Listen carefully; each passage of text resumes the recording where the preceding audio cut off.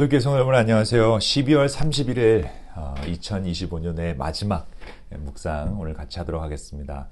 오늘 어떤 말씀을 묵상할까 고민하다가 갈라디아서 6장 말씀을 좀 보면 좋겠다라는 생각을 해보았습니다. 갈라디아서 6장 7절에서 10절까지의 말씀을 제가 세 번역으로 선포하겠습니다. 갈라디아서 6장 7절부터 제가 읽겠습니다. 자기를 속이지 마십시오. 하나님은 조롱받으실 분이 아니십니다. 사람은 무엇을 심든지 심은 대로 거둘 것입니다. 자기 육체에다 심는 사람은 육체에서 썩을 것을 거두고 성령에다 심는 사람은 성령에게서 영생을 거둘 것입니다. 선한 일을 하다가 낙심하지 맙시다. 지쳐서 넘어지지 아니하면 때가 이를 때에 거두게 될 것입니다. 그러므로 기회가 있는 동안에 모든 사람에게 선한 일을 합시다. 특히 믿음의 식구들에게는 더욱 그렇게 합시다. 아멘. 12월 31일 오늘 사실 우리 송구영신 예배가 준비되어 있죠. 클러스터 뚜레쥬르에서 같이 모여서 하나님께 찬양으로 한 해를 마무리하고 또 새해를 맞이하는 그런 예배를 8시에 드립니다. 그래서 오늘 8시까지 클러스터에 있는 뚜레쥬르로 모이시면 우리 함께 예배 드릴 수 있는데요.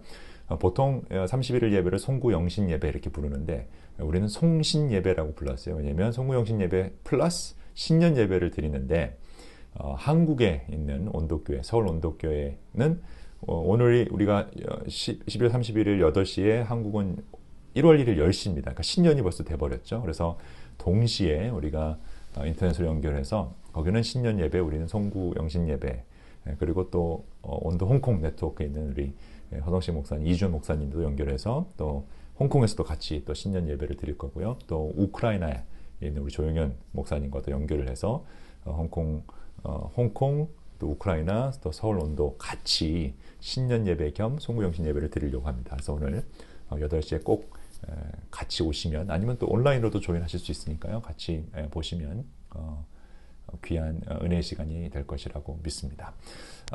그때까지 우리 어떤 말씀을 묵상할 건가 하면 우리 갈라디아서 6장 말씀인데요. 오늘 7절을 보니까 자기를 속이지 말라라고 하면서 하나님은 조롱받으실 분이 아니다. 개역개정은 업신여김을 받지 아니하나니 이렇게 돼요. 그러면서 사람이 무엇이든지 심으면 심는 대로 거둘 것이다. 그러니까 우리가 심었는데 씨를 뿌렸는데 콩을 뿌렸는데요. 팥을 요구한다는 것은 하나님은 업신여기는 일이라는 거죠. 그러니까 우리가 어떻게 살아왔는지가 굉장히 중요한데 엉망진창으로 살아오면서 주여 주여 부르짖는다고 좋은 결과를 맺지 못한다라는 거예요. 그러니까 그게 하나님을 업신여기는 일이라는 거죠. 하나님의 사람이라면, 하나님의 백성이라면 심은 대로 거둘 수밖에 없습니다. 우리가 내뱉은 말대로 이루어지고요. 내뱉은 말이 이쁘면 이쁜 일들이 일어나고 어글리하면 어글리한 일이 일어나겠죠. 그런데 어글리한 말을 하면서 내가 하나님 믿으니까 이쁜 결과를 내주세요라고 하는 것은 하나님은 업신여김을 받을 수 있게 하는 것이다. 그래서 조심해야겠죠. 그러니까 우리의 삶의 씨앗들이 무엇인지를 좀 돌아보는 하루가 되면 좋겠다. 바울은 그래서 심은 대로 거두는 법칙을 통해 영적인 인과관계를 강조하고 있습니다. 엄중한 경고이죠. 제대로 살아야 된다. 우리는 지난 12개월 동안 무엇을 심었는지 돌아보기 원합니다.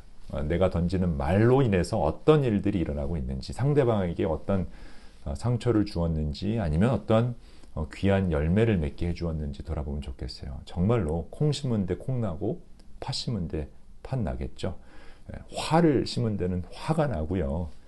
기쁨과 감사를 심은 곳은 기쁨과 감사가 넘칩니다. 과연 내가 무엇을 따라 열매를 심었는지를 돌아볼 수 있으면 좋겠습니다. 자기 육체에다 심은 사람은 육체에서 썩을 것을 거두고 성령에다 심은 사람은 성령의 영생을 거둔다.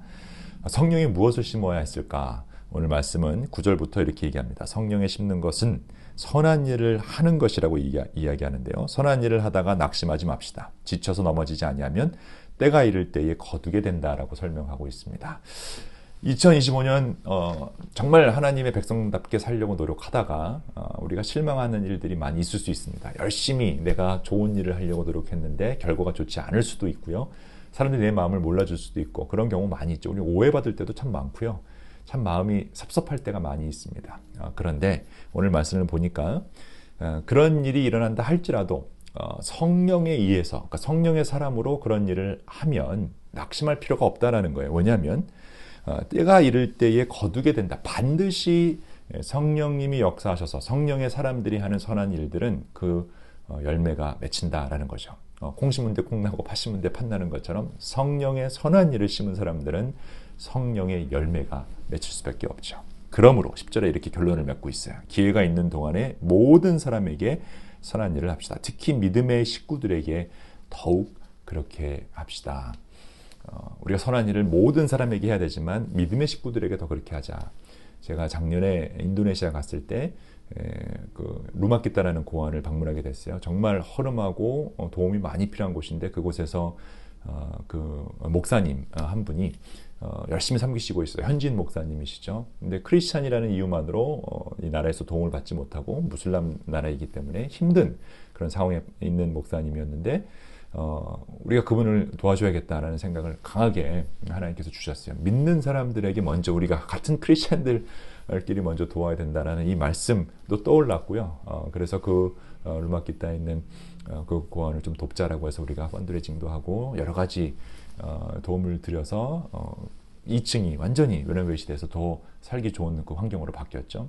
이제 앞으로 더 도와줘야 될 일이 많이 있지만 그걸 통해서 느낀 것은 정말 믿는 사람들끼리 믿음의 식구들에게 더욱더 우리가 선한 일을 해야겠다라는 생각을 했고요. 당연히 믿지 않는 사람들, 세상에 있는 모든 사람들에게도 우리가 도움의 손길을 줘야겠지만 믿는 사람들 가운데 어려움에 빠져있는 믿음의 식구들에게 우리가 선한 일을 하면 좋겠다. 이번 2025년도에 그런 일들이 얼마나 있었는지를 돌아보고 우리가 2026년을 준비하면 좋겠어요. 우리가 1명, 2명, 3명을 도왔다라고 하면 2026년에는 그거보다 조금 더 도울 수 있으면 더 좋지 않을까?